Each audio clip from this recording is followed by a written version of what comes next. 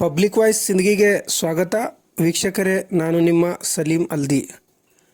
ಹಾಲುಮತ ಹಾಗೂ ಗಾಣಿಗ ಸಮಾಜದ ಬಗ್ಗೆ ಅವಹೇಳನಕಾರಿಯಾಗಿ ಮಾತನಾಡಿರುವ ಇಂಡಿ ಶಾಸಕರ ವಿರುದ್ಧ ಕ್ರಮ ಕೈಗೊಳ್ಳಬೇಕು ಎಂದು ಆಗ್ರಹಿಸಿ ಇಲ್ಲಿನ ಹೆಚ್ಚುವರಿ ಜಿಲ್ಲಾಧಿಕಾರಿಗೆ ಮನವಿಯನ್ನು ಸಲ್ಲಿಸಲಾಗಿದೆ.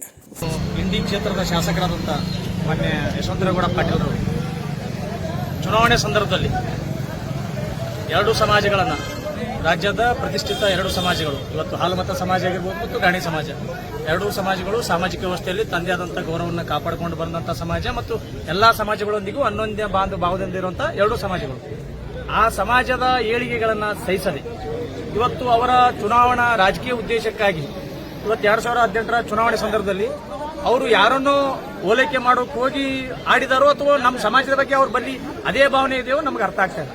ಬಹುಶಃ ಅವ್ರು ಬಾಯಿ ಹೊಡೆದಷ್ಟು ಮಾತಾಡಿದ್ರಂದ್ರೆ ನಮ್ಮ ಸಮಾಜದ ಬಗ್ಗೆ ಅಷ್ಟೇ ಅವರಿಗೆ ಗೌರವ ಇದೆ, ನಮ್ಮ ಸಮಾಜದ ಬಗ್ಗೆ ಅಷ್ಟು ಗೌರವ ಇಲ್ಲ, ನಮ್ಮ ಸಮಾಜವನ್ನೇ ಅವತ್ತು ಕೀಳಾಗಿ ನೋಡ್ಬೇಕನ್ನೋ ಒಂದು ಅವ್ರಿಗೆ ಹಂಬಲ ಇದೆ ಅಂತೇಳಿ ನಮಗೆಲ್ಲ ಅನಿಸ್ತಾ ಇದೆ. ಇವತ್ತು ನಾವಾದ್ರೂ ಸಹಿತ ಕಲಬುರಗಿ ಜಿಲ್ಲೆಯಿಂದ ಇಲ್ಲಿ ಬಂದಿದ್ದೀವಿ. ಇವತ್ತು ನಮ್ಗೆ ರಾಜ್ಯಾದ್ಯಂತ ಆ ವಿಡಿಯೋ ಸಾಮಾಜಿಕ ಜಾಲತಾಣದಲ್ಲಿ ವೈರಲ್ ಆದಾಗ ನಮ್ಗೆ ಅತ್ಯಂತ ಖೇದ ಅನಿಸ್ತು. ಒಬ್ಬ ಜವಾಬ್ದಾರಿಯುತ ಸ್ಥಾನದಾಗಿರೋಂಥ ಶಾಸಕರು ಇಷ್ಟೊಂದು ಬೇಜವಾಬ್ದಾರಿ ಹೇಳಿಕೆ ನೀಡಲಿಕ್ಕೆ ಹೇಗೆ ಸಾಧ್ಯ?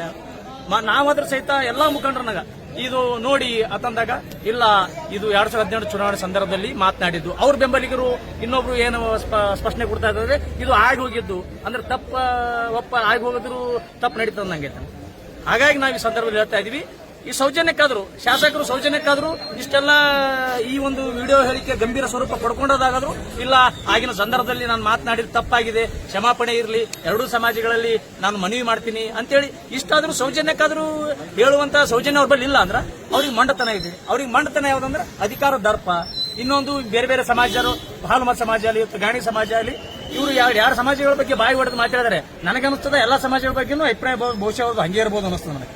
ಯಾಕಂದ್ರೆ ಇವೆರಡು ಸಮಾಜ ಒಂದು ದೊಡ್ಡ ಮಟ್ಟದಲ್ಲಿರುವಂತಹ ಸಮಾಜ, ಆ ಭಾಗದಲ್ಲಿ ಈ ಸಮಾಜಗಳ ಮನೋಬಲ ಕುಗ್ಗಿಸಬೇಕು, ಈ ಸಮಾಜಗಳ ಆತ್ಮಸ್ಥೈರ್ಯ ಕುಗ್ಗಿಸಬೇಕು.